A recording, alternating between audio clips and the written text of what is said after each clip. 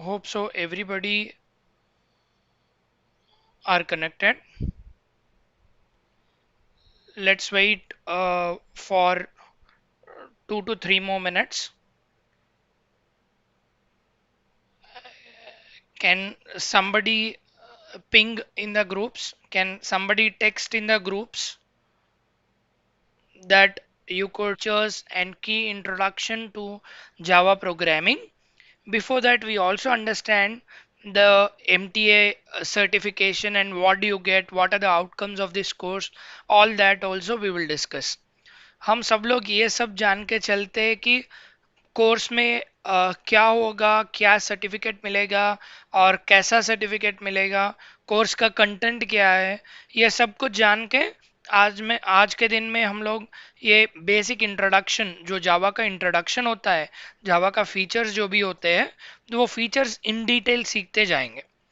So today's class will be about the introduction to Java programming with a basic understanding of what is MTA certification, what do we need to learn properly so that we clear and get this certification from Microsoft. To get into the MTA certification, जो हम लोग जावा का Microsoft Technology Associate Certification exam हम लोग जो कर रहे हैं, वो सर्टिफिकेशन का अगर हम लोग टॉपिक्स देखते हैं तो basically Java fundamentals 15 to 20% cover होगा. जो भी बेसिक फंडामेंटल्स होते हैं लाइक फीचर्स जो भी हो या फिर बेसिक जो थियोरेटिकल कॉन्सेप्ट्स होते हैं वो पूरा 15 to 20% कवर होता है. एंड बाद में जो 40 to 45% जो एसेंशियली आई मीन ज़्यादा मार्क्स जहाँ पे मिल रहे हैं हमको 40 to 45%, वो होता है डेटा टाइप्स के बारे में. इसलिए हमारा ज़्यादा कंसंट्रेशन डेटा टाइप्स में होगा. नेटिव डेटा टाइप्स क्या है, डिराइव डेटा टाइप्स क्या होता है, डेटा कैसे हम लोग यूज़ कर रहे हैं जावा प्रोग्राम में, वो सब कुछ वे हम ध्यान से सीखेंगे जो मेजर पोर्शन होगा हमारा. सो डेटा टाइप्स के बारे में, देन वेरिएबल्स कौन से कैसे डिक्लेयर करेंगे, कैसे इनिशियलाइज करेंगे और ये डेटा को सही तरीके में एक्सप्रेशन कैसा बनाएंगे, स्टेटमेंट कैसा लिखेंगे, ये सब कुछ हम लोग 40 to 45% में सीखेंगे. हमारा जो 40 to 45% ज़्यादा मार्क्स जहाँ पे हमको मिलेगा वो ये पोर्शन होगा. ये जो कॉन्सेप्ट है इसमें हमको 40 to 45% मिलेंगे. सो हमको ज़्यादा स्ट्रेस यहाँ पर करना होगा. एंड बाद में जो 15 to 20% है which is about your flow control, यानी कि फॉर लूप कैसा लिखना होगा, इफ स्टेटमेंट कैसा लिखना होगा, कहाँ पे स्विच केसेस लिखना होगा. हमको ये प्रोग्रामिंग लैंग्वेज में अगर हम लोग देखते हैं तो इसको बोलते हैं कंस्ट्रक्ट्स और ये फ्लो कंट्रोल बोलते हैं. यानी कि लूपिंग स्टेटमेंट्स और कंडीशनल स्टेटमेंट्स कहाँ पे कैसा लिखना है, ये सब कुछ हमको 15 to 20% स्कोर मिलेगा. एंड बाकी का 10 to 15% स्कोर है ऑब्जेक्ट ओरिएंटेड प्रोग्रामिंग में, because one of the important feature of Java is object oriented programming. So वो ऑब्जेक्ट ओरिएंटेड प्रोग्रामिंग यूज करके यानी कि हमारा इनहेरिटेंस कैसे होगा, पॉलीमॉर्फिज्म कैसे होगा, ये सब कुछ हम लोग ड्यूरिंग द प्रोसेस क्लास होते हुए हम लोग सीखेंगे. वो सारे फीचर्स जो 4-5 फीचर्स रहेंगे इंपॉर्टेंट फीचर्स, वो 4-5 फीचर्स कैसा यूज करते हैं, ये सब हमको 10 to 15% हमारा स्कोर दे देगा. एंड बाकी का जो 5-10% है, हम लोग समझते हैं कि कोड रन करने के लिए बस हमको कुछ बटन क्लिक करते हैं तो कोड रन हो जाएगा. लेकिन वो कोड रन होते हुए भी क्या क्या चीज़ें हमको ध्यान रखने पड़ेंगे और क्या क्या चीज़ें हम लोगों को कंसिडरेशन में लेते हुए हमारा स्टेप बाय स्टेप एग्जीक्यूशन करना है, और कंपाइल होने के बाद हमारा एप्लीकेशन कैसा बिहेव करेगा, डिबग होते हुए हमारा एप्लीकेशन कैसे बिहेव करेगा, ये सब कुछ ध्यान से सीखना पड़ेगा. उसके लिए भी हमको 5 to 10% स्कोर मिलेगा. अगर हमको ये बैज चाहिए जो हमारे रेज्यूम में, ये जो बैज अगर आप रखना चाहते हो, तो ये पूरा सर्टिफिकेशन जो 100% है उसमें से आपको 70% लाना ही पड़ेगा. अगर आपको 70% आता है, only then you clear your certification exam, तभी आपको ये माइक्रोसॉफ्ट सर्टिफिकेशन मिलेगा. ये 70% लाना इतना मुश्किल नहीं होता है, ये बहुत आसान से 70% ला सकते हैं. बिकॉज हमारा जो भी ये फंडामेंटल्स है, हमारा जो भी वो बेसिक्स है, अगर वो बेसिक्स सही तरीके से अगर हम लोग सीख लेंगे ना, तो हमारा 70% अचीव करना बहुत बहुत आसान होता है. अगर हम लोग ये 70% अगर अचीव कर लिए है तो हमको ये मिलेगा। हमारे लिए एक ये इंटरनेशनल सर्टिफिकेट जो माइक्रोसॉफ्ट से मिलेगा, सत्य नादेला साइन के साथ ये आपको सर्टिफिकेट मिलेगा, Microsoft technology associate in Java category. And आपको एक बैड्ज भी मिलेगा, ये जो राइट साइड में आपको वो बैड्ज दिख रहा है, वो बैड्ज भी मिलेगा।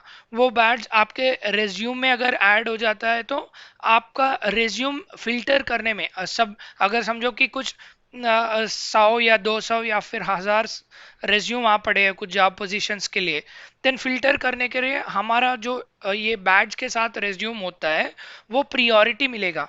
बिकॉज आपको आपको कुछ कैपेबिलिटी है बोल के ये बैड स्थापित करता है, जिसके वजह से आपका रिज्यूम फिल्टर करने में फर्स्ट प्रियोरिटी, यानी कि फिल्टर करने के लिए you will be on priority. So this is what you will get it. अगर ये कोर्स अगर हम लोग करते हैं तो you will get an international certificate from Microsoft, and also एक बैड्ज भी मिलेगा, जिसके वजह से आप ये बैड्ज को अपने रेज्यूम में रख सकते हैं, जिसके वजह से आपको प्रियोरिटी मिलेगा, सब लोगों से बेटर इंपॉर्टेंस दिया जाएगा। That's an advantage of doing this particular course. And to do this particular course as I have defined you, पहले भी मैं बोल चुका हूँ मेरे क्लास में कि जावा इसलिए हम लोग चूज किए हैं आज के दिन में कि जावा सभी जगह में है। चाहे वो डेटा सेंटर हो या गेमिंग हो, सुपर कंप्यूटर हो, मोबाइल एप्लीकेशन हो, वेब एप्लीकेशन हो, इंटरनेट हो, जो भी हो, हर चीज में हमको आज जावा का इस्तेमाल हो रहा है। इसलिए हम लोग ये जावा सीख रहे हैं। एंड आज के दिन में अगर हमारा यहाँ पे देख सकते हैं कि हम लोग 15 to 20% का जो फंडामेंटल्स है वो फंडामेंटल्स कंप्लीट करने के लिए आज के दिन में हम लोग प्लान किए रखे हैं। वो प्लान के हिसाब से आज और कल ये पूरा बेसिक्स ही सीखेंगे, ताकि we become more and more perfect. And जितना मैं पहले क्लास में बोल चुका हूँ, यानी कि algorithms and also data structures, वो फिर से रिवाइज कर लेना जब भी टाइम मिलेगा, ताकि we once we get into programming आपको कोई डिफिकल्टी ना आ जाए। तो हम लोग जा रहे हैं जावा में। These are the features which are making your Java very very strong and very very good programming language. Yesterday yesterday and day before yesterday जो दो क्लासेस हुए थे, उन दो क्लासेस में एक लैंग्वेज, अच्छा लैंग्वेज कैसा कहा जाता है, अच्छे लैंग्वेज का फीचर्स क्या होता है, वो सब हम लोगों ने सीखा है। और आज के दिन में हम लोग सीखते हैं जावा के फीचर्स। जावा कौन से रीजन के वजह, कौन से फीचर्स के वजह बेहतरीन लैंग्वेज कहा जाता है। सो अगर हम लोग देखते हैं तो these are the features, these are the key features. इसके अलावा कुछ और भी फीचर है, लेकिन ये जो फीचर अभी लिस्टेड आउट है वो फीचर्स के वजह से और भी बेहतरीन लैंग्वेज कहा जाता है। इसमें फर्स्ट फीचर है robust and secure programming language. अगर हम देखते हैं तो ये robust and secure programming language क्या होता है। हमारे प्रोग्रामिंग लैंग्वेज ऐसा है, there is an inbuilt feature called garbage collection feature. ये ऑटोमेटिक गार्बेज कलेक्शन क्या होता है, अगर कुछ अनडिफाइंड वेरिएबल्स होते हैं और अनयूज्ड वेरिएबल्स होते हैं, उनके उनमें जो गार्बेज मेमोरी एलोकेशन होता है वो गार्बेज मेमोरी एलोकेशन रिलीज कर देता है। It will ensure that this garbage is not retained in the application. The unused memory allocations, unused memory assignments are released. जितना हमको मेमोरी चाहिए होता है हमारे एप्लीकेशन में, उतना ही मेमोरी यूटिलाइज करता है। एंड जो भी गार्बेज होता है वो गार्बेज कलेक्ट कर लेके जितना डेटा इस्तेमाल होना चाहिए हमारा प्रोग्राम रन होने के लिए, उतना ही यूटिलाइजेशन होता है। That's the important feature that we have it. And दूसरा फीचर है मेमोरी मैनेजमेंट मॉडल है। ये मेमोरी मैनेजमेंट मॉडल इतना सिंपल है ताकि you can easily understand the step by step procedure of it. ये गार्बेज कलेक्शन जो करना चाहते हैं, अगर अगर अगर एक्सप्लिसिटली, यानी कि हमको अगर कुछ इंस्ट्रक्शन देके अगर करना चाहते हैं तो वो भी बहुत बहुत आसानी से कर सकते हैं।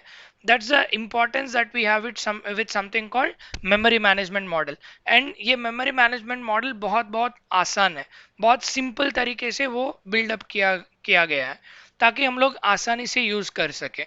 देन तीसरा फीचर है ये जेनरिक्स यूज करता है, and there is something called try with resources भी अवेलेबल है जी। ये दोनों फीचर्स क्या करते हैं, हमारे जो डेटा होता है वो डेटा को बहुत बहुत आसानी से यूज कर सकते हैं। ये सारे फीचर याद रख लेना जब भी हम लोग प्रोग्रामिंग में चले जाते हैं। प्रोग्रामिंग में एग्जाम्पल के साथ हम लोग सीख लेते हैं। यहाँ पे इतना याद रख लेना, देर is something called garbage collector. ये ऑटोमेटिक गार्बेज कलेक्टर क्या करता है, जो भी अनयूज्ड मेमोरी होता है, जो भी अननेसेसरी मेमोरी होता है, वो मेमोरी से मेमोरी फ्री कर लेता है। एंड दूसरा ये है कि सिंपल मेमोरी मॉडल है, you can use it very very easily in order to manage memory. And तीसरा ये है, ये जेनरिक्स यूज करता है, बिकॉज ऑफ विच कुछ कलेक्शन ऑफ डेटा, यानी कि दो तीन स्ट्रिंग एक साथ यूज करना है या फिर दो तीन इंटीजर वैल्यूज एक साथ यूज करना है, then you can use it with generics. वो जेनरिक्स में क्या होता है, मेमोरी मैनेजमेंट होता है। So we will see with an example, जब एग्जांपल कर रहे हैं तो वो मेमोरी मैनेजमेंट कर सकते हैं because of something called generics. And and fourth feature is security manager. ये सिक्योरिटी मैनेजर भी इनबिल्ट है हमारे पास ये जावा प्रोग्रामिंग में, बिकॉज ऑफ विच जितना भी हम लोग कोड लिखते हैं उसमें इंजेक्शन नहीं होता है। इंजेक्शन का मतलब ये होता है somebody trying to hack your code, somebody is trying to interfere with your code, वो हो नहीं पाता है। इसलिए हम लोग ज़्यादा अगर ऑनलाइन में जब भी कुछ हैकिंग का या फिर कुछ और एग्जाम्पल आता है तो हमको ये महसूस होता है वो एप्लीकेशन जावा इस्तेमाल करके डेवलप नहीं किया गया है। यानी मैं ये बताना चाह रहा हूँ कि सिक्योरिटी मैनेजर के वजह से अगर थर्ड पार्टी पर्सन कोई भी अपना कोड के अंदर घुस के अगर कुछ चेंजेस करना चाहता है तो वो कोड में घुस नहीं पाता है। Unauthorized people can not get intervene into our code. That's an advantage of using something called security manager. मैं फिर से बता रहा हूँ, automatic garbage collection unused memory जो होता है उसको फ्री कर देता है। एंड ये फ्री करने का प्रोसेस बहुत बहुत आसान है, ये मेमोरी मैनेजमेंट मॉडल बहुत बहुत इजी है। एंड तीसरा है कि जेनरिक्स का इस्तेमाल कर रहे हैं ताकि कलेक्शन ऑफ डेटा बहुत आसानी से यूज करे, यानी मल्टीपल डेटा यूसेज बहुत आसान हो जाता है। And 14 the fourth one is security manager. ये जितना भी डेटा यूटिलाइजेशन हम लोग कर रहे हैं वो डेटा यूटिलाइजेशन सिक्योर होने के लिए हम लोग ये सिक्योर मैनेजर यूज करते हैं, ताकि थर्ड पार्टी इंटरवेंशन या अनऑथराइज्ड इंटरवेंशन नहीं होता है यहाँ पे। दैट्स एन एडवांटेज, इसलिए जावा एप्लीकेशंस सिक्योर कहा जाता है। अगर जब भी कुछ केस भी अगर होता है कि डेटा हैक हुआ है, एप्लीकेशन हैक हुआ है, उसमें मोस्ट ऑफ द टाइम जावा का इस्तेमाल ज़्यादा नहीं होता है। That's the advantage that you have it by working in Java programming. And अगर ये सिक्योरिटी मैनेजर को यूज करके अगर ये सिक्योरिटी मैनेजर को अगर हम देखते हैं तो यूजर के लिए कुछ बेनिफिट्स है, डेवलपर के लिए एंड एडमिनिस्ट्रेटर के लिए भी। अगर यूजर के लिए अगर देखते हैं तो ये सिक्योरिटी फीचर्स इनबिल्ट है, ये इसको डायरेक्टली हम लोग यूज करना है और इसको क्रिएट करने का कुछ ज़रूरत नहीं पड़ेगा। जो भी यूज़र रहेगा वो आसानी से इनबिल्ट सिक्योरिटी रहेगा, वो अपना फीचर्स ऐड कर लेगा, यूज़ कर लेगा, डिलीट कर लेगा, या जो भी करना चाहता है वो हाई सिक्योरिटी के साथ वो फीचर्स यूज़ कर सकता है। एंड जो भी एप्लीकेशन जावा से डेवलप किया होता है वो एप्लीकेशन में जो भी डेटा होता है, जो भी फाइल्स होते हैं, वो सब सिक्योर होते हैं। मैं फिर से रिपीट कर रहा हूँ, जो भी हमारा एप्लीकेशन बना हुआ है, जो भी एप्लीकेशन जावा से बना हुआ है, वो एप्लीकेशन बहुत सिक्योर होता है। उसमें जो भी डेटा होता है या फिर फाइल्स होते हैं वो सब कुछ बहुत बहुत सिक्योर के साथ बने हुए रहते हैं। That's an advantage for a user. And अगर डेवलपर को देखते हैं तो ये सिक्योरिटी का जो भी एडिशनल एपीआई होते हैं वो बहुत आसानी से यूज कर सकते हैं। ये ऑलरेडी इनबिल्ट एपीआई होते हैं। एपीआई का मतलब होता है एप्लीकेशन प्रोग्रामिंग इंटरफेस। अगर वो सिक्योरिटी कहीं और से लाना चाहते हैं या सिक्योरिटी ऐड करना चाहते हैं, उसके लिए फिर से starting from the beginning code लिखना चाहिए नहीं होता है। यानी कि you need not have to write your security module from the beginning. Scratch से लिखने का ज़रूरत नहीं होता है. You can directly use the API methods and API method के साथ you can secure your application. So developers को कोड लिखने में आसानी मिलती है. And there is another advantage, ये जो क्रिप्टोग्राफी सर्विसेज, यानी कि इमेज में टेक्स्ट डाल के भेजने का, या फिर टेक्स्ट में टेक्स्ट डाल के भेजने का, यानी कि you embed some data into some other data, and you also encrypt, or you also create security measures for your data. That's an advantage that you have it for your developers. And then administrator, यानी कि जो application manage करता है, वो administrator के लिए database का जो भी सर्टिफिकेट्स होते हैं, जो भी कीज होते हैं, वो सब कुछ, यानी डिजिटल सिग्नेचर्स या जो भी एडमिनिस्ट्रेटर का जो भी सिक्योरिटी होता है, वो सिक्योरिटी के लिए भी हमारा सिक्योरिटी मैनेजर बहुत बहुत सपोर्ट करता है. वो कीज मैनेज करने के लिए, सर्टिफिकेट्स मैनेज करने के लिए, और जो भी हमारा बाइट कोड वेरीफायर फंक्शन है, वो पूरा हमारा कोड कैसे चल रहा है वो मॉनिटर भी कर सकते हैं. That's an advantage of using your security manager. अगर हम लोग देखते हैं तो यूजर को बेनिफिट मिलेगा, डेवलपर को बेनिफिट मिलेगा, एंड एडमिनिस्ट्रेटर को भी बेनिफिट मिलेगा. यानी मैं एग्जाम्पल बताता हूँ. से हमारा फेसबुक का एग्जाम्पल अगर लेते हैं, तो फेसबुक डेवलप जो करता है, वो डेवलपर को बहुत आसानी से, अगर फेसबुक अगर जावा से बना हुआ है, अगर एग्जाम्पल लेते हैं कि जावा यूज करके फेसबुक बना है, I am taking it an example, it's not real. अगर फेसबुक अगर जावा में अगर बिल्ड हुआ है, तो यूजर को बहुत बहुत सिक्योरिटी मिलता है डेटा के वजह से. या अगर कुछ इमेज भी डालते हो, या फाइल डालते हो, वीडियो डालते हो, वो सब कुछ यूजर को बहुत बहुत सिक्योर होता है. एंड जो फेसबुक डेवलपर जो है, उसको जो भी ये सिक्योरिटी ऐड करने के लिए बहुत आसानी से वो फेसबुक एप्लीकेशन में सिक्योरिटी डाल सकता है. एंड एडमिनिस्ट्रेटर जो भी है, यानी जो फेसबुक ऑफिस में बैठ के हमारा डेटा पूरा मैनेज करता है, वो भी बहुत आसानी से मैनेज कर सकता है. एंड जहाँ जहाँ पे एरर आ रहा है, जहाँ जहाँ पे स्लो है, वो सब कुछ भी मैनेज कर सकता है. That's an advantage of being your Java being a robust and secure programming language. जैसा भी यूजर हो, या डेवलपर हो, या एडमिनिस्ट्रेटर हो, सबके लिए बहुत सिक्योर एंड रोबस्ट लैंग्वेज बनता है. एंड दूसरा हम लोग देखते हैं the second feature, platform independent. So ये प्लेटफॉर्म इंडिपेंडेंट फीचर को जानने से पहले हमको एक चीज जानना पड़ेगा, वो प्रोग्राम एग्जीक्यूशन. यानी कि अगर हम लोग कुछ जावा प्रोग्राम लिखते हैं, अगर कुछ सिंपल सा जावा प्रोग्राम अगर लिखते हैं, तो वो जावा प्रोग्राम जावा कंपाइलर एग्जीक्यूट करेगा. जब भी जावा कंपाइलर एग्जीक्यूट करेगा, तो हमको आउटपुट आ जाएगा. This is what we know only the procedure. Java program हम लोग लिखते हैं, एंड वो जावा कंपाइलर एग्जीक्यूट करेगा, एंड फिर से वापस आउटपुट आ जाएगा. हम लोग यही समझते हैं. लेकिन एक्चुअल प्रोसेस ये है, जब भी हम लोग एक जावा प्रोग्राम लिखते हैं, वो कंपाइलर को देगा. नाउ कंपाइलर क्या करेगा, वो जेवीएम को सप्लाई करेगा. जेवीएम क्या करेगा, वो मशीन लैंग्वेज में कन्वर्ट करके वो मशीन को समझाएगा कि this is what is the instruction.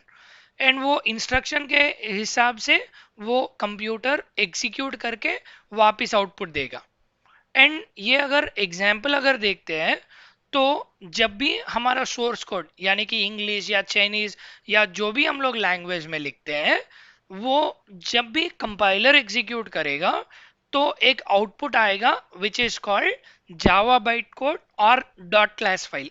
एक फाइल आएगा डॉट क्लास फाइल, एंड उसमें जो कोड रहेगा उसको बोलते हैं जावा बाइट कोड.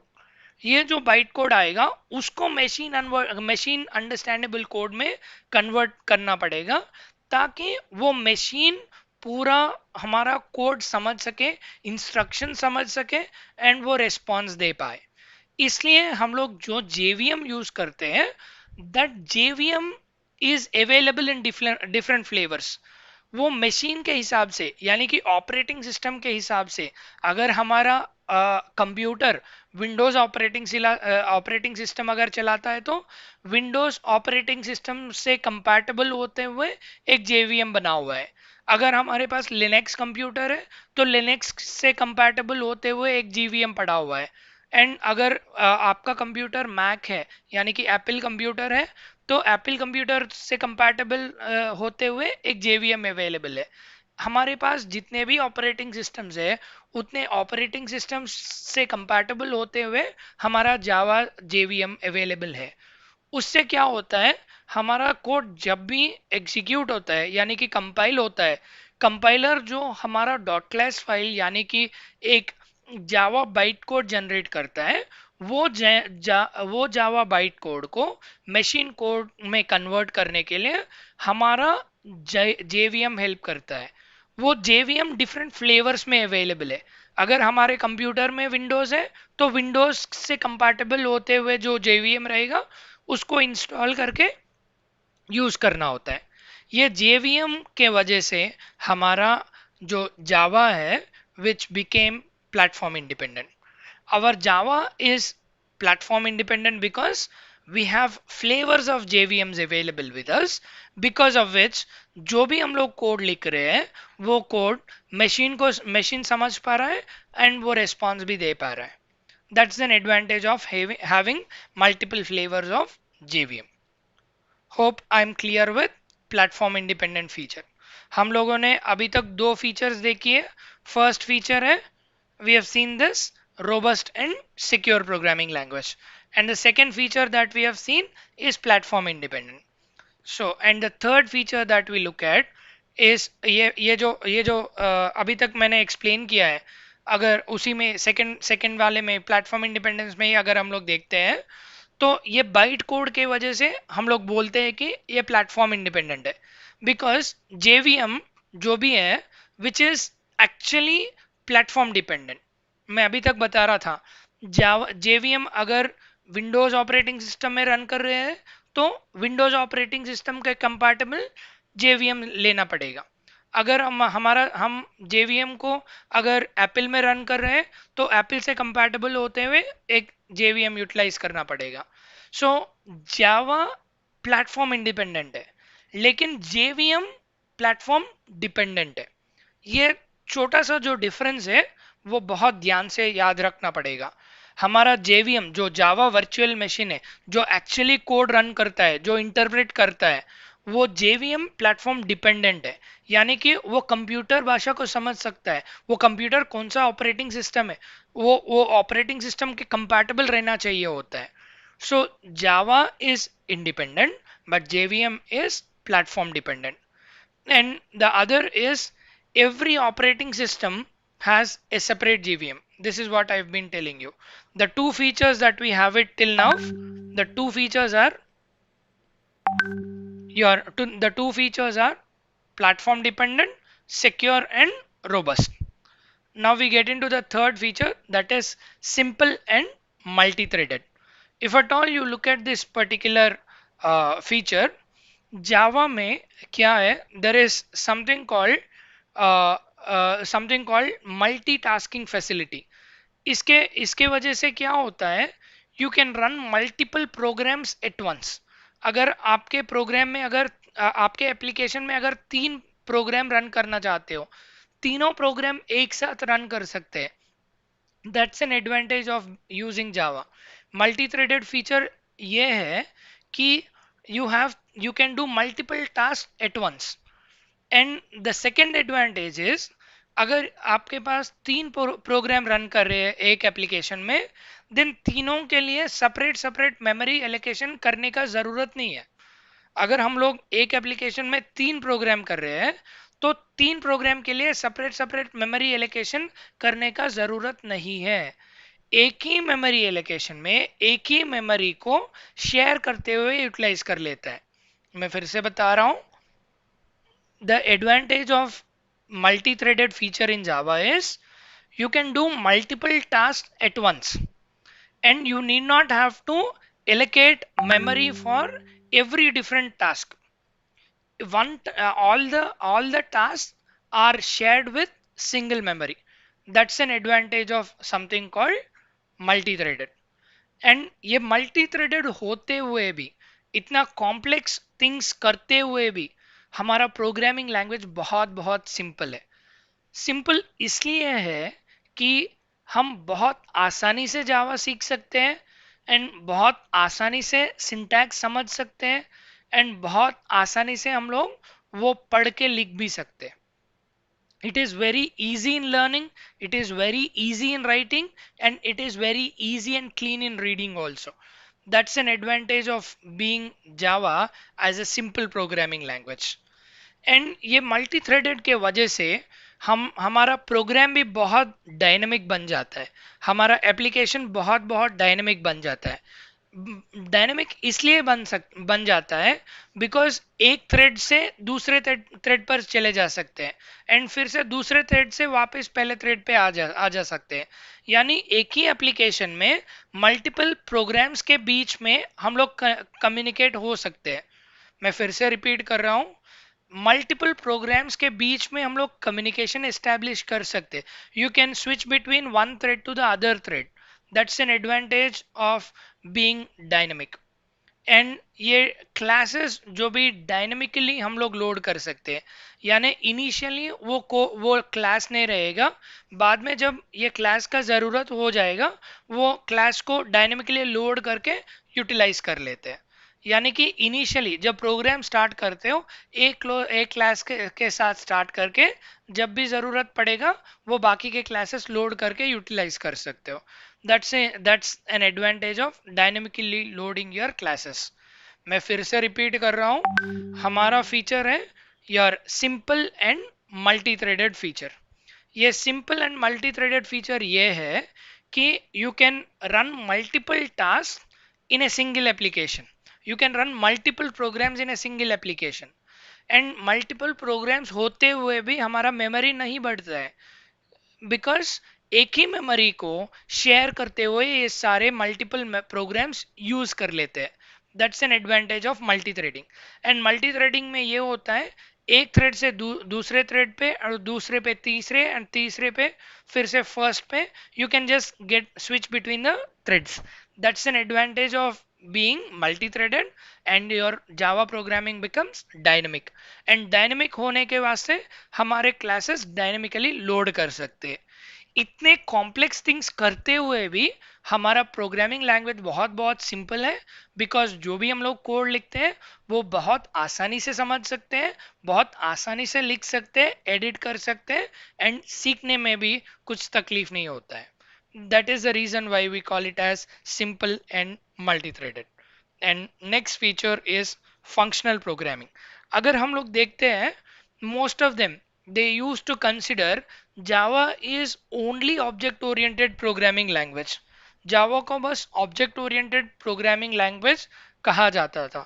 लेकिन अगर Java 8 से अगर देखते हैं तो Java have started supporting functional programming.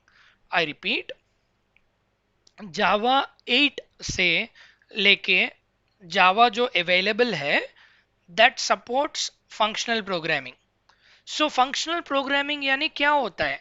Functional programming will deal with something called lambda expressions. मैं फिर से रिपीट कर रहा हूं, Java has one important feature called functional programming. ये functional programming को support करता है। फंक्शनल प्रोग्रामिंग जावा 8 से पहले सपोर्ट नहीं है। जावा 7 या जावा पहले जो जावा फीचर्स है उसमें फंक्शनल प्रोग्रामिंग का सपोर्ट नहीं है। जावा 8 से लेके जावा में फंक्शनल प्रोग्रामिंग का सपोर्ट है। फंक्शनल प्रोग्रामिंग यानी हम लोग लैम्डा एक्सप्रेशन को यूज करते हैं, यानी कि एक मेथड के अंदर हम लोग पैरामीटर्स एक वेरिएबल्स दे रहे थे। इससे पहले अगर लैम्डा एक्सप्रेशन से पहले अगर हम लोग देखते हैं तो मैं एक एग्जांपल बताता हूं आपको। अगर एक मेथड होगा से बैकग्राउंड कलर, अगर ये कलर जब हम लोग डिफाइन कर रहे हैं, सो अगर ये कलर एक पैरामीटर अगर यहाँ पे पास कर रहे हैं, सो मैं यहाँ पे लिखता हूँ पब्लिक कलर, एंड इसमें मैं लिख रहा हूं एक छोटा सा कोड। डोंट वरी, अगर समझ में नहीं आता है तो डोंट वरी, बिकॉज ये सिंटैक्स अभी मैं आपको एक्सप्लेन नहीं किया हूं। This dot back color equal to say CLR। समझो कि दिस डॉट बैक कलर यानी जो बैकग्राउंड चाहता हूं, जिसका बैकग्राउंड चेंज करना चाहता हूं, उसके लिए मैं लिख रहा हूं this dot back colour equal to CLR। Now अगर जब भी हम लोग ये मेथड यूज करना चाहते हैं, ये बैकग्राउंड कलर का मेथड जब भी हम लोग यूज करना चाहते हैं, इसको हम लोग यूज करते हैं लाइक दिस।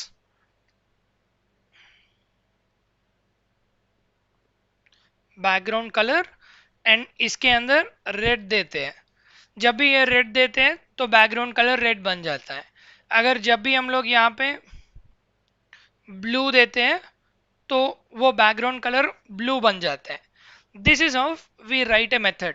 एक मेथड के अंदर एक वेरिएबल पैरामीटर दे रहे थे, लेकिन लैम्डा फंक्शन के वजह से क्या होता है, you can give collection of input to your method, and वो मेथड के अंदर पैरामीटर और एक मेथड और एक फंक्शन दे सकते हैं। That's an advantage of using lambda expressions. अगर हम लोग लैम्डा एक्सप्रेशन, जावा का लैम्डा एक्सप्रेशन अगर देखना चाहते हैं, तो लैम्डा एक्सप्रेशन को 3 आइटम्स में ब्रेक कर सकते हैं।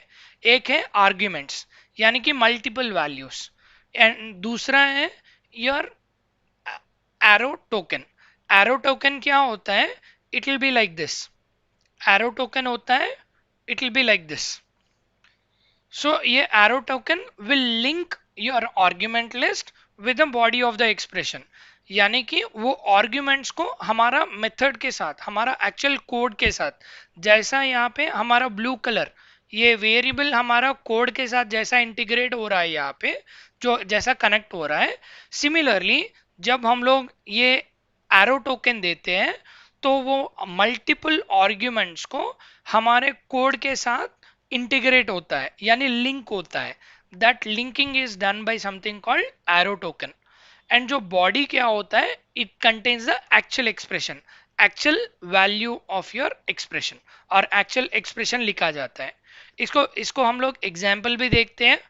सो ये अगर हम लोग रेगुलर प्रोग्राम है without using any of your lambda expressions, अगर हम लोग देखते हैं, सो अगर यहाँ पे कोड में अगर कुछ समझ में नहीं आता है तो कोई फर्क नहीं पड़ेगा, लेकिन एक एक एक चीज यहाँ पे ध्यान रख लेना।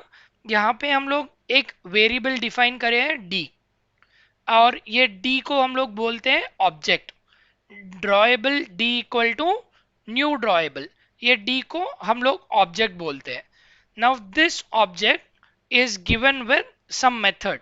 यहाँ पे अगर पैरेंथेसिस देखते हैं तो उसके पैरेंथेसिस के अंदर एक मेथड दिया गया है, वो मेथड ड्राइंग बोल के प्रिंट कर रहा है यहाँ पे, एंड वो मेथड को यूज करने के लिए you are using it as D dot draw. जैसा हमारे यहाँ पे हम लोग यूज कर रहे थे बैकग्राउंड कलर, सिमिलरली यहाँ पे यूज कर रहे हैं डी डॉट ड्रॉ। अभी इसको हम अगर हम लोग लैम्डा एक्सप्रेशन में यूज करना चाहते हैं, तो हमारा लैम्डा एक्सप्रेशन देखो इतना आसान हो गया है। Instead of writing it as a new method, हम लोग डायरेक्टली यहाँ पे हमारा यहाँ पे लिस्ट है। Now this is the data, D2 is the your argument list, and इसको हम लोग कनेक्ट कर रहे हैं with the help of your connector. ये यहाँ पे योर एरो मार्क दिया है, एंड देन उसके बाद में डायरेक्टली हम लोग वो मेथड को पास कर लिए। सी ये मेथड को पास कर लिए, you don't need to write a method again, and जब भी उसको कॉल करना चाह रहे हैं you are calling it as D dot draw. लेकिन I was not using any draw over here. That's an advantage of using a lambda expression. एक method को डायरेक्टली पास कर सकते हैं। That's a use of using something called lambda expression. जब भी ये पूरा class, utilisation of an object, ये सब कुछ पता चलेगा तो हमको और भी जो भी अगर डाउट्स है आपके पास, वो डाउट्स भी क्लियर हो जाएंगे। अभी के लिए इतना याद रख लेना, you have 3 things in your lambda expression. First one is argument list, second one is arrow token, and the third one is body. Body में क्या होता है, एक्चुअल कोड लिखा जाता है, एंड एरो टोकन क्या होता है, which links your arguments with the expression. And argument list क्या होता है, which will be an empty और नॉन एम्प्टी वैल्यूज रहेंगे, उसको कनेक्ट कर लेते हैं हम लोग।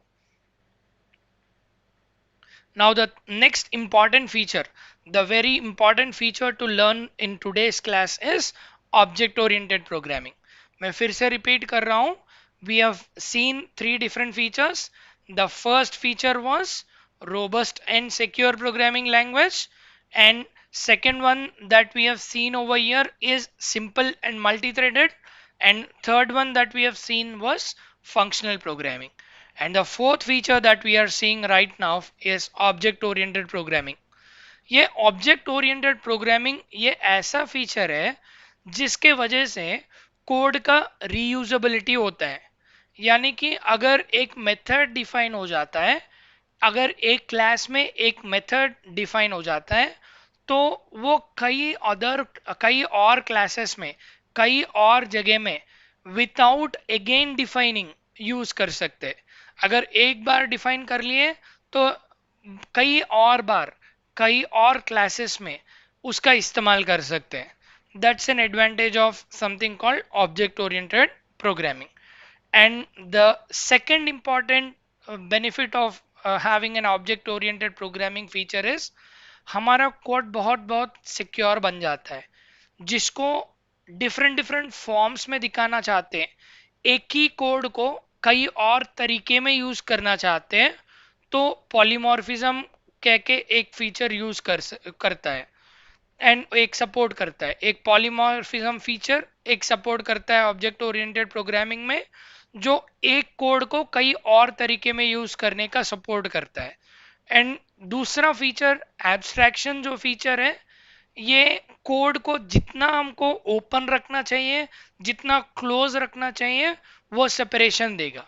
जितना हमको विजिबिलिटी नहीं देना है उतना एब्स्ट्रैक्ट कर देगा, जितना चाहिए उतना ही विजिबिलिटी देगा।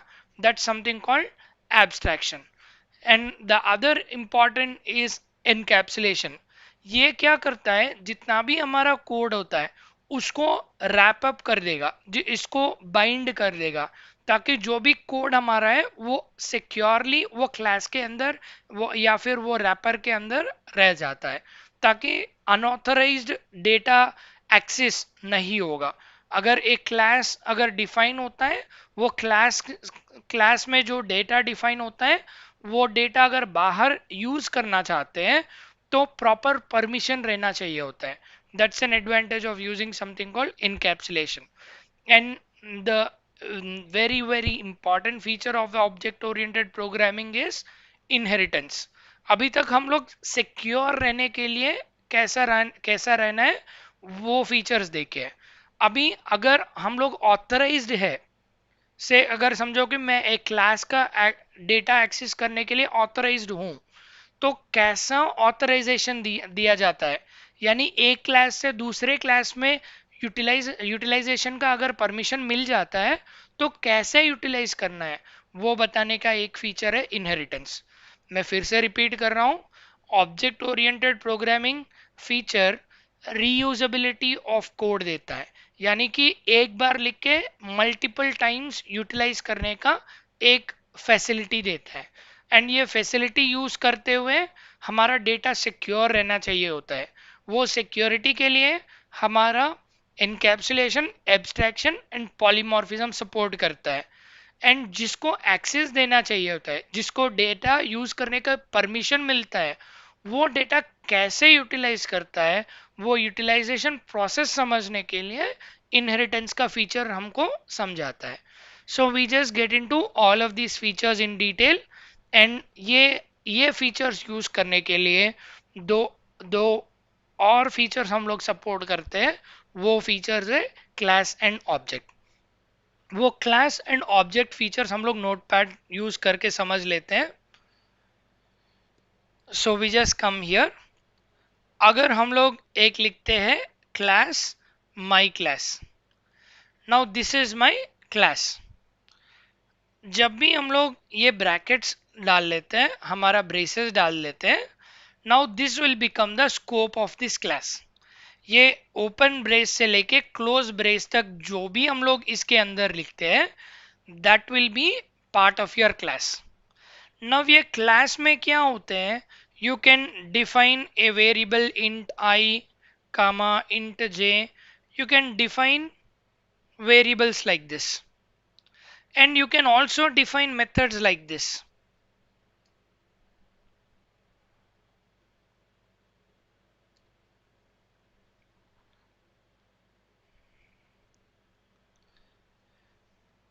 अगर हम लोग ये दोनों दे के अगर डेफिनेशन देना चाहते हैं तो class is nothing but collection of members and member functions. अभी ये जितने भी ओपन ब्रेस से लेके क्लोज ब्रेस तक जितने भी है वो सब कुछ मेंबर्स है. एंड ये मेंबर्स होते हैं कि वेरिएबल्स या प्रॉपर्टीज जो भी है उसको मेंबर्स बोलते हैं. जो भी मेथड्स या फंक्शंस जो भी लिखते हैं those are called member functions. अगर हम लोग डेफिनेशन देना चाहते हैं क्लास के लिए, now the class is nothing but collection of members and member functions. अगर ये मेंबर्स एंड मेंबर फंक्शंस को अगर यूटिलाइज करना चाहते हो, कहीं पे अगर यूटिलाइज करना चाहते हो, तो इसको रहना चाहिए होता है पब्लिक. इसको कहते हैं एक्सेस स्पेसिफिकेशन. अगर ये एक्सेस स्पेसिफिकेशन पब्लिक होता है तो ये क्लास को कहीं और भी यूटिलाइज कर सकते हो. वो यूटिलाइज करने के लिए कैसे करना होगा, मेरा क्लास का नाम है माई क्लास. इसको हम लोग एक ऑब्जेक्ट क्रिएट करते हैं c1 equal to new my class. अभी ये जो c1 है, c1 is called object of my class. जब भी ऐसा लिखते हैं तो ऑब्जेक्ट क्रिएट हो जाता है. जब भी ये ऑब्जेक्ट क्रिएट हो जाता है तो ये ऑब्जेक्ट को वो बेनिफिट मिलता है जिसके वजह से वो ये मेंबर्स को यूटिलाइज कर पाता है. यानी कि c1 डॉट आई. अगर ये आई को प्रिंट करना चाहते हो तो you can write it as print c1 dot I. Syntax छोड़ो, मैं यूटिलाइजेशन का बता रहा हूं. प्रिंट आई, c1 को अगर प्रिंट करना चाहते हैं तो c1 डॉट आई.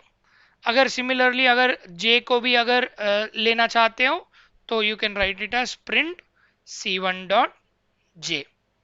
ऐसे हम लोग मेंबर्स एंड मेंबर्स फंक्शंस को सिमिलरली अगर वो माई नेम भी अगर यूटिलाइज करना चाहती, ये वॉइड था, आई एम सॉरी. सो इसको यूज करने के लिए अगर वो मेथड को कॉल करना चाहते हो तो you should use it as c1 dot my name. अभी ये ऑब्जेक्ट को यूज करते हुए हम लोग ये मेंबर्स और मेंबर फंक्शंस को एक्सेस कर सकते हैं. बिकॉज ऑफ विच अगर ये मेथड को अगर 100 बार भी अगर कॉल करना चाहते हैं, एक बार यहाँ पे डिफाइन करके 100 या 1000 बार भी यूज कर सकते हैं. You can write it as c1 dot name for 100 times. You can use it for 100 times in your execution or 1000 times depending upon your own interest. So that's how you get the reusability. With the help of your class and object concepts, you have the reusability of your code. उसको कैसा permission देना है, कैसा नहीं देना है, वो समझने के लिए ये जितने भी फीचर्स हैं ये फीचर्स हम लोग इस्तेमाल कर सकते हैं. सो मैं फिर से रिपीट कर रहा हूँ. The object and class components of your object oriented programming are the key features to drive all the other object oriented programming features. But yes, these programming features, these four programming features are the object oriented programming features are the key features for your Java to enhance the code, to develop the code, right? So अभी ये जो inheritance है वो inheritance feature को हम लोग समझते हैं. पहले ये inheritance feature ये है, it tries to connect one class to the other class. अगर एक क्लास है क्लास ए और दूसरा क्लास है क्लास बी, अगर क्लास ए का डेटा क्लास बी में अगर यूटिलाइज करना चाहते हो तो क्लास ए और क्लास बी के बीच में इनहेरिटेंस रहना चाहिए होता है. इफ एट ऑल ये क्लास ए में डेटा क्लास बी में यूटिलाइज करना चाहते हो then we use something called your inheritance. So ये रीयूजेबिलिटी ऑफ कोड देता है. मेरा पहला initiation object oriented programming initiation से मैं बता रहा हूँ। ये ऑब्जेक्ट ओरिएंटेड प्रोग्रामिंग इसलिए यूज कर रहे हैं ताकि एक बार कोड लिख के मल्टीपल टाइम्स यूटिलाइजेशन कर सके। इसके लिए हमारे पास इनहेरिटेंस फीचर एक सपोर्ट करता है। वो इनहेरिटेंस फीचर जावा में 4 तरीके में यूटिलाइज कर सकते हैं। वो पहला तरीका है सिंपल इनहेरिटेंस। इसमें क्या होता है, क्लास ए का मेथड्स या मेंबर्स जो भी है वो मेंबर्स को क्लास बी में यूटिलाइज कर सकते हैं। उसके लिए हम लोग एक कीवर्ड यूज करते हैं, वो कीवर्ड है एक्सटेंड्स। मैं फिर से बता रहा हूं, अगर किसी मेथड को, अगर समझो कि there is a class A available है एंड क्लास बी अवेलेबल है। अगर क्लास बी को इनहेरिट करना चाहते हैं तो we write it as extends class B. This is how we write the inheritance. You extend class B into your class A. So that's how you extend your class A into your class B, or you can also do your class B into class A according to your requirement. जो class में अगर extend करना चाहते हो वो class में हम लोग एक्सटेंड करते हैं। यहाँ पे हम लोग क्लास ए को क्लास बी में एक्सटेंड करना चाहते हैं। ये फिगर में अगर हम लोग देखते हैं तो क्लास ए को हम लोग क्लास बी में एक्सटेंड करना चाहते हैं। That's an advantage of using something called inheritance. और क्लास ए को हम लोग क्लास बी में अगर जब लेना चाहते हैं तो क्लास ए को हम लोग कहते हैं super class, and class B को हम लोग बोलते हैं सब क्लास। एंड जो भी क्लास यूटिलाइजेशन दूसरे क्लास में होता है वो यूटिलाइज जो हो रहा था वो क्लास को डिराइव्ड क्लास कहा जाता है। जो क्लास इनहेरिट हो रहा है वो क्लास को हम लोग डिराइव्ड क्लास कहते हैं। एंड जो भी अवेलेबल क्लास है, जो भी पेरेंट क्लास है, जो भी क्लास ये है ये एग्जाम्पल में, that is called parent class, and class B is called a child class. मैं फिर से रिपीट कर रहा हूं, class A is called parent class and class B is called child class, and class A is inherited by your class B, जो parent feature को inherit कर रहे हैं योर चाइल्ड फीचर में, right? That's something called simple inheritance. Now we look at multi-level inheritance. If at all you look at multi-level inheritance, class A के features class B में आएंगे और class B के features class C में utilise कर सकते हैं। मैं फिर से रिपीट कर रहा हूं, क्लास ए के मेंबर्स एंड मेंबर फंक्शंस को क्लास बी में यूटिलाइज कर सकते हैं और क्लास बी के मेंबर्स एंड मेंबर फंक्शंस को क्लास सी में यूटिलाइज कर सकते हैं। That's something called multi level inheritance. And तीसरा है your hierarchical inheritance. Hierarchical inheritance ये है, you have one class getting connected to multiple class. So वो हायरार्की देते हैं कैसे कम्युनिकेशन कहाँ से कहाँ होता है। And there is also another inheritance available called multiple inheritance, which is not supported by your Java programming. लेकिन there is another inheritance that is available called hybrid inheritance.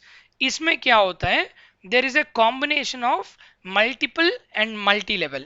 यहाँ पे क्या है, अगर देखते हैं तो क्लास ये हायरार्कियल के वजह से, क्लास ये हायरार्कियल के वजह से क्लास बी और क्लास सी में इनहेरिट हुआ है।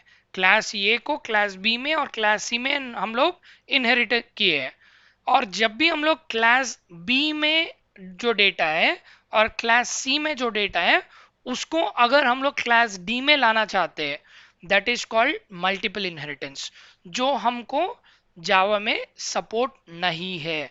फिर भी वो इस्तेमाल अगर फोर्सेबली अगर इस्तेमाल करना चाहते, यानी क्लास बी का डेटा और क्लास सी का डेटा क्लास डी में अगर चाहते हो, देन हम आपको एक फीचर है which is called your interface. There is a feature available in Java called interface, जिसका इस्तेमाल करके हम लोग मल्टीपल इनहेरिटेंस भी अचीव करते हैं। मैं फिर से बता रहा हूं, ये बी और सी में से डेटा लाके डी में रखने का जो प्रोसेस है, और सी बी और सी में जो डेटा है उसको डी में इस्तेमाल करने का जो प्रोसेस है, उसको बोलते हैं मल्टीपल इनहेरिटेंस। वो मल्टीपल इनहेरिटेंस जावा सपोर्ट नहीं करता है। जावा जावा सपोर्ट नहीं करने के बावजूद भी हम लोग मल्टीपल इनहेरिटेंस अचीव कर सकते हैं। वो अचीव करने के लिए हमको इनहेरिटेंस सपोर्ट देता है, सॉरी इंटरफेस सपोर्ट करता है, जिसके वजह से हम लोग मल्टीपल इनहेरिटेंस अचीव कर लेते हैं। मैं फिर से बता रहा हूं, there is a difference between multiple inheritance and multi level inheritance. Multi level inheritance क्या होता है? वो ए से बी और बी से सी आता है। और मल्टीपल इनहेरिटेंस क्या होता है? यहाँ पे बी सी दोनों क्लासेस का डेटा डी में आता है। That is called multiple inheritance. वो मल्टीपल इनहेरिटेंस डायरेक्टली हम लोग हमारे जावा में यूटिलाइज नहीं कर सकते हैं, बिकॉज ऑफ विच हम लोग इंटरफेसेस बोल के एक फीचर है, वो इंटरफेसेस यूज करते हुए मल्टीपल इंटरफेस इनहेरिटेंस भी अचीव कर लेते हैं। यानी कि हमारे पास कितने इनहेरिटेंस अवेलेबल है? We have simple inheritance available, multi level inheritance available, hierarchical is available, hybrid is available, and we also have multiple, but we don't have it directly, but multiple can be achieved with the help of something called your interfaces, right? So now your time is 3 o'clock. I repeat, your time is 3 o'clock. We will continue the session in next 5 minutes. We will have a break in the session for next 5 minutes. In the break, everybody please give your attendance. I repeat, we will have a break of 5 minutes. I request everybody to give your attendance in your respective Kaizala groups. We will connect in next 3 minutes. Continue streaming in the same video. I will continue back.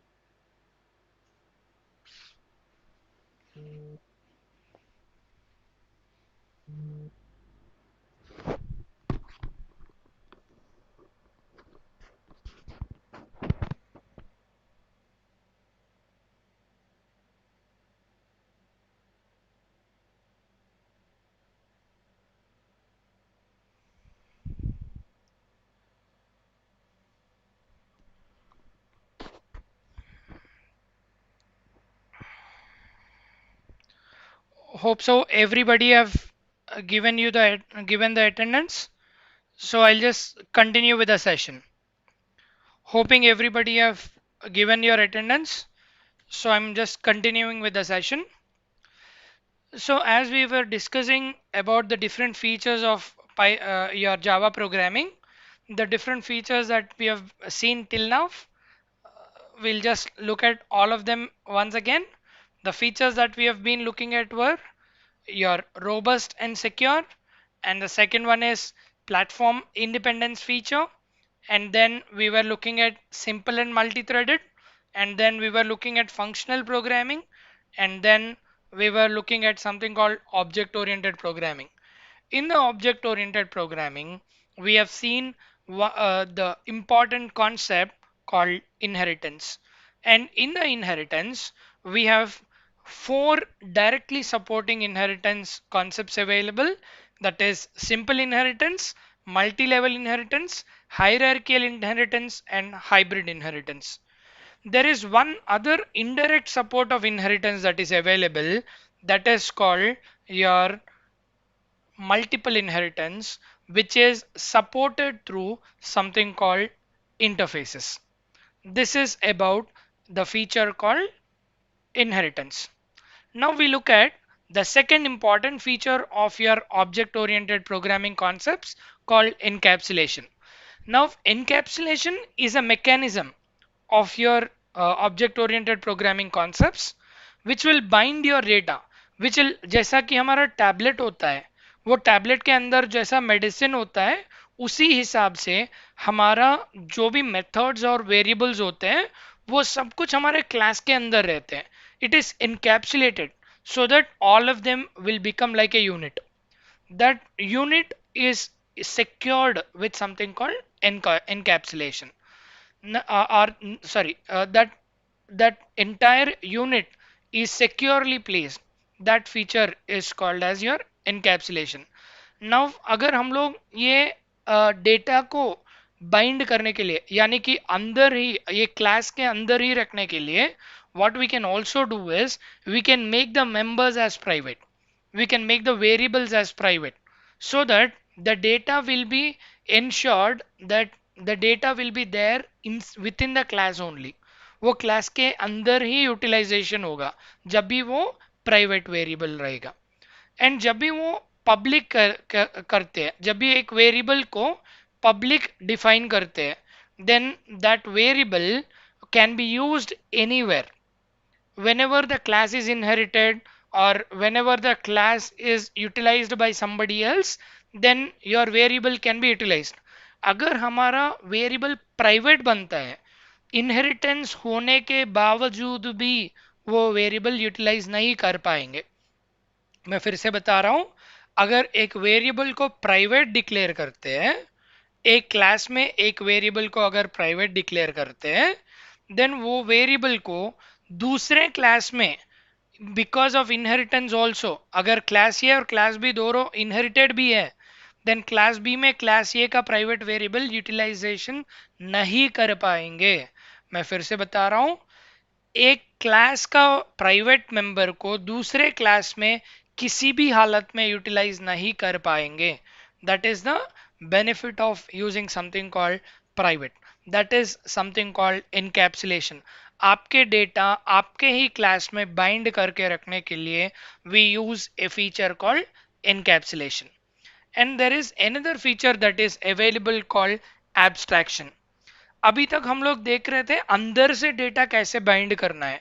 अभी हम लोग देखते हैं class को बाहर से अगर कोई इंटरैक्ट करना चाहता है, अगर बाहर से कोई कम्युनिकेट करना चाहता है, सो उसको कैसा सिक्योरली बना सके. That is something called abstraction. It is basically hiding the data. जो बाहर से अगर कोई इंटरैक्ट करना चाहते हैं आपके क्लास को, वो क्लास को हाइड करके रखने के लिए, वो क्लास के डेटा को हाइड करके रखने के लिए we use something called abstraction. मैं फिर से बता रहा हूं, अगर क्लास के डेटा को कुछ हाइड करना चाहते हैं, अगर कुछ ही डेटा को अवेलेबल रख के बाकी का पूरा अगर हाइड करना चाहते हो, तो you use a feature called abstraction. ये एब्स्ट्रैक्शन को बहुत आसानी से अचीव करने के लिए, ये एब्स्ट्रैक्शन को हमारे जावा में इम्प्लीमेंट करने के लिए we use two two methods, or we get this in two ways, that is by using abstract class and two by using interfaces. मैं फिर से बता रहा हूं, हमारा हमारा एब्स्ट्रैक्शन यानी कि डेटा हाइडिंग जो फीचर है, वो फीचर अचीव करने के लिए हम लोग एब्स्ट्रैक्ट क्लास यूज करते हैं या फिर इंटरफेस यूज करते हैं। इसके वजह से हमारा जो क्लास का डेटा होता है वो डेटा का लिमिटेड विजिबिलिटी होता है, यानी कि कुछ ही डेटा को हम लोग बाहर कुछ और क्लासेस में यूटिलाइज कर सकते हैं एंड बाकी का पूरा सेफली रहेगा अपने ही खुद के क्लास में। So that's something called abstraction. Now ये एब्स्ट्रैक्शन अगर हम लोग देखते हैं तो दो तरीके में इस्तेमाल कर सकते हैं, that is your abstract class and then the second one is in interface. अगर ये एब्स्ट्रैक्ट क्लास देखते हैं तो एब्स्ट्रैक्ट क्लास वो क्लास बनता है जो एब्स्ट्रैक्ट कीवर्ड के साथ जुड़ा हुआ होता है, विच इज एब्स्ट्रैक्ट क्लास बोल के लिखा रहता है। That class is defined as abstract class. And दूसरा है, this class can not be instantiated. ये इंस्टैंशिएटेड का मतलब क्या होता है, you can not create an object, यानी कि अगर ये क्लास एब्स्ट्रैक्ट क्लास है, अगर this class is made as an abstract class, then C1 cannot be created because you cannot instantiate an abstract class. So I repeat, abstract class के members को इसलिए, अगर ये मेंबर ही नहीं होता है, ये ऑब्जेक्ट ही नहीं होता है, तो how can you use C1.i? अगर ये क्रिएट करने का सपोर्ट ही नहीं है तो how can you use C1.i? How can you use C1.j? You cannot use it. So you have the limited support, limited visibility मिलता है. That's something called as your instantiation. So your object initialization or a class instantiation is not done. हम लोग object नहीं create कर पाते हैं abstract class के लिए। That's the way of using abstract class. Abstract class use करके abstraction achieve करते हैं because you can not create an object, you cannot create instantiate a class, an abstract class, that is achieved by using your abstract class. दूसरा interface. Interface क्या करता है, which is ideally called blueprint of a class. Interface क्या होता है, which is blueprint of a class. Blueprint यानी क्या होता है, जैसा हमारा बुक में कंटेंट पेज होता है ना, कंटेंट पेज में लिखा हुआ रहता है इंट्रोडक्शन कौन सा पेज है, या फिर इमेजेस कौन से पेज है, कौन सा टॉपिक कौन सा पेज में है, वो पूरा कंटेंट्स में लिखा हुआ रहता है। ऐसा ही हमारा ब्लूप्रिंट होता है विच इज योर इंटरफेस। एक क्लास का जैसा, बुक का जैसा कंटेंट होता है, हमारा क्लास का ब्लूप्रिंट होता है हमारा इंटरफेस। नाउ ये इंटरफेस क्या क्या होता है, इंटरफेस में हमारा एब्स्ट्रैक्ट मेथड्स और स्टैटिक कॉन्स्टेंट्स लिखते हैं, हम लोग रेगुलर मेथड्स नहीं लिखते हैं। हमारे इंटरफेस में पूरा एब्स्ट्रैक्ट मेथड्स ही होते हैं, यानी उसका इम्प्लीमेंटेशन नहीं दिया जाता है, बस उसका नेम दिया जाता है, एम्प्टी मेथड्स दिए जाते हैं। मैं फिर से रिपीट कर रहा हूँ, इंटर एब्स्ट्रैक्ट मेथड्स में लिखते हैं या फिर स्टैटिक कॉन्स्टेंट्स लिखते हैं, यानी कि उसका वैल्यू वही रहेगा। एंड देन जो भी एब्स्ट्रैक्ट मेथड्स होते हैं उसका इम्प्लीमेंटेशन नहीं रहेगा, बस उसका सिग्नेचर रहेगा। यानी कि जैसा हम लोग यहाँ पे कुछ नहीं लिखे हैं, we haven't written anything over here and we haven't named it as abstract, उसको अगर एब्स्ट्रैक्ट नाम देते हैं, वो मेथड को अगर एब्स्ट्रैक्ट लिखा जाता है, then that method will be called as abstract method. And abstract method में क्या होता है, यू हैव ओनली सिग्नेचर, उसके अंदर जो इम्प्लीमेंटेशन रहता है वो इम्प्लीमेंटेशन नहीं देते हैं। सो हम लोग यहाँ पे एब्स्ट्रैक्शन अचीव करने के लिए ये इंटरफेस यूज करते हैं। इंटरफेस होता है, स्टैटिक कांस्टेंट्स होते हैं, ताकि वो कांस्टेंट्स को बाद में हम लोग वैल्यूज चेंज नहीं कर पाते हैं। जैसा कि हम लोग यूज करते हैं मैथ्स में, पाई यूज करते हैं, पाई का वैल्यू कांस्टेंट देते हैं बिकॉज पाई का value we can not change it, pi का वैल्यू कभी चेंज नहीं होता है। जैसे हम लोग स्टैटिक कांस्टेंट यूज करते हैं, and then we use something called abstract method. Abstract method में क्या होता है, method will be defined as abstract और वो मेथड का इम्प्लीमेंटेशन नहीं होता है, because of which you get something called abstraction of a class. एक क्लास को एब्स्ट्रैक्शन अचीव करने के लिए इंटरफेस डिफाइन करते हैं, जिसमें होता है your abstract method and then you have static constants. And इसमें एक और भी हमको समझना चाहिए, very very important difference. There is a method called constructor. Constructor क्या है? Constructor is a method with the same name of a class, and that is responsible for all your initializations. Say अगर एक class है, now this class name is my class. अगर ये class के अंदर एक method है, that method name is, अगर मैं लिखता हूं public my class, जब भी मैं ऐसा एक मेथड लिखता हूं, देन वो मेथड होता है कंस्ट्रक्टर। ये कंस्ट्रक्टर में क्या होता है, यार इनिशियलाइजेशन का सपोर्ट होता है। जो भी वैल्यूज, जो भी क्लास का इनिशियलाइजेशन होता है, वो हमारा कंस्ट्रक्टर के वजह से होता है, वो कंस्ट्रक्टर से होता है।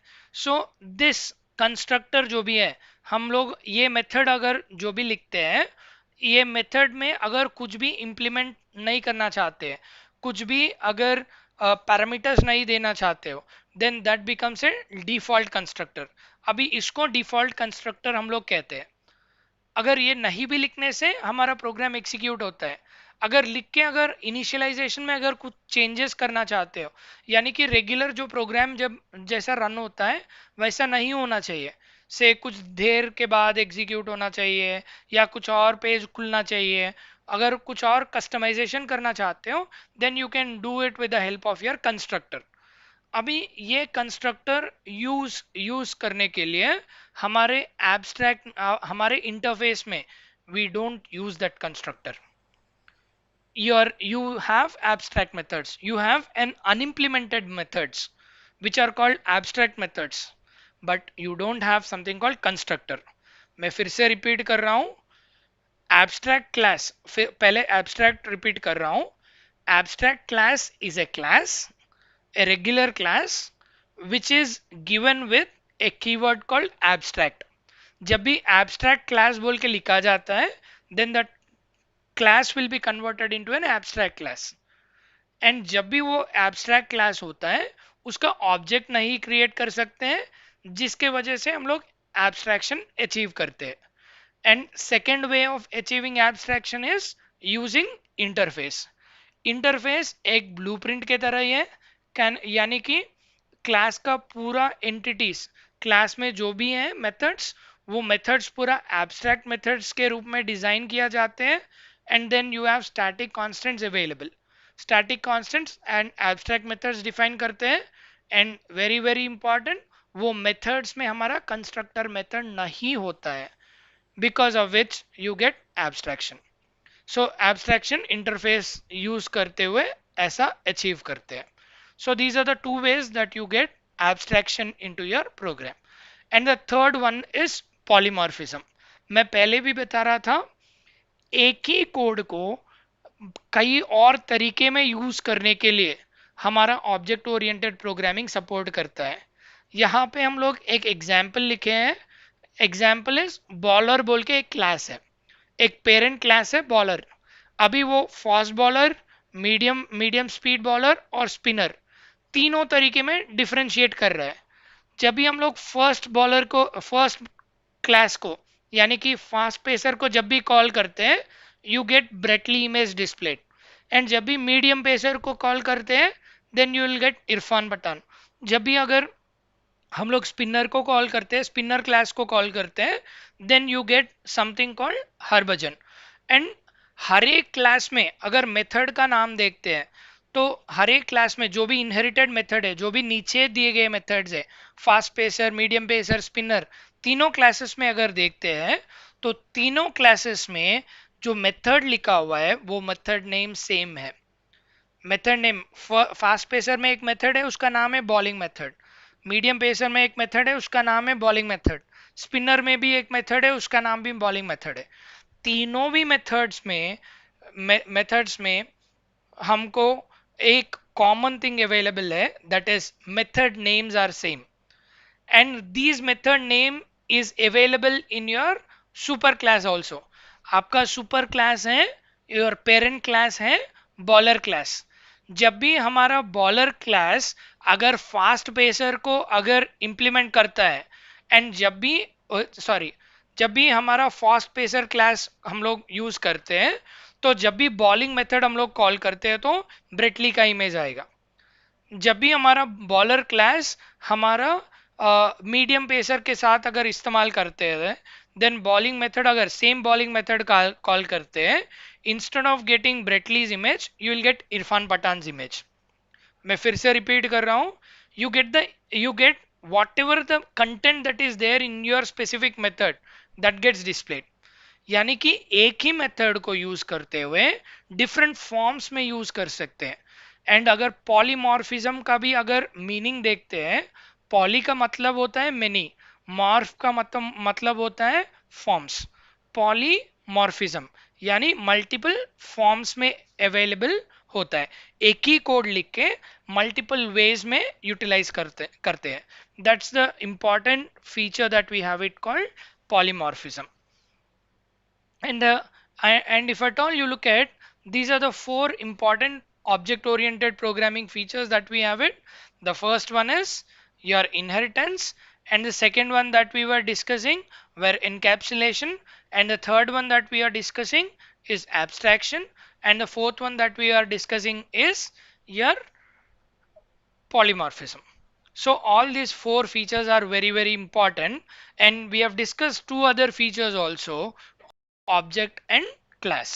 I repeat all of them: object, class, inheritance, abstraction, polymorphism, and then you were also looking at something called encapsulation, right?